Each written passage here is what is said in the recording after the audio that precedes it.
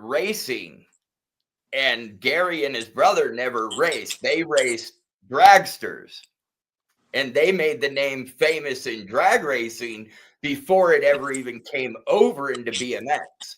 We'll go to the tape, dude. So after this is over, I'll go back and watch it. And that was just one. He smoked me.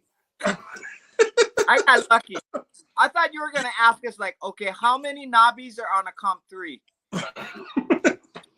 I try to keep it at least kind of fair, but you know what I'm saying? So, well, I was out of all this, do you guys have any trivia that you would like to share that I didn't ask you about? Anything that rings true, or that you think that reminds you of the back of the day that you want to share with the viewers in the future? Oh God! But then I don't know how much is true, because you know how you just hear stories and talking with people. So I don't know how much stuff is actually true. Dude, spit rumors, dude. We don't care. I mean, well, I can name a couple things. So I passed this on to Richard Huvard. He actually said it at Redmond's Hall of Fame. So Mike Redmond is the only person at the Hall of Fame that was blacklisted from ABA. Yep. Okay. Kicked out, like you're never allowed back, but then brought back 3 years later. Yeah. And that was twice. Once was at Stockton, once was at Cole Canyon at Yorba Linda. Yep. Why did he? What did you do? What did he get blackballed for?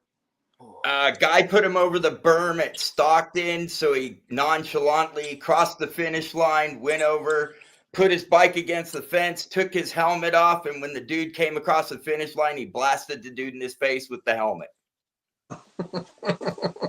And the dude flew off his bike like this, and everybody bum rushed him. I believe he even went to jail. Oh, wow. Yeah, he was gone, done, never allowed back. And then a couple years later, he came back. And then at Cole Canyon, he showed up at the National. He had a cut in his eye. And he was up by the gate saying something. The guy that was spraying the track turned around, sprayed Redmond right in the face. Mike just laid him out. Dude flopped down the hill. It was and the next day. Days. Huh? It was the Wild West back in those days. Oh yeah, yeah. He made Harry Lear look like a saint, man. See, I was 16. I was 16 out at Irvine. They did a big race. It ended up being a flop. The guy ended up screwing everybody. But back in '88, they did a race for a Porsche Speedster replica. And it was non-sanctioned. Came down to the final race. It was between me, Matt Hayden, and I think a couple other guys. Well, Harry told Brandon Allen, do not let Joe win. So Brandon kept coming out of the gate, coming at me. Well, at this time, I was running one of Gary Cook's inventions that since you raced Go-Go Guitardi, you know about the 10 pitch, which... He was way ahead of me, dude. The front gear was this big. The back gear was this big, but it had a Torrington clutch in the hub. So you come out of the gate with a 43, and you know how 5 or 6 pedals out of the gate, you're spun out. You can't go anywhere else. Huh? Yeah. Well, this tightened up, so it felt like that first 3 pedals, the whole track. Okay. So it's the same. Gary said it was the same thing that they used in dragsters. Huh. And he just miniaturized it, put it into this hub. And because Irvine was this big downhill track with this huge first turn, I was just railing it, jumping this set of quads, flying by him.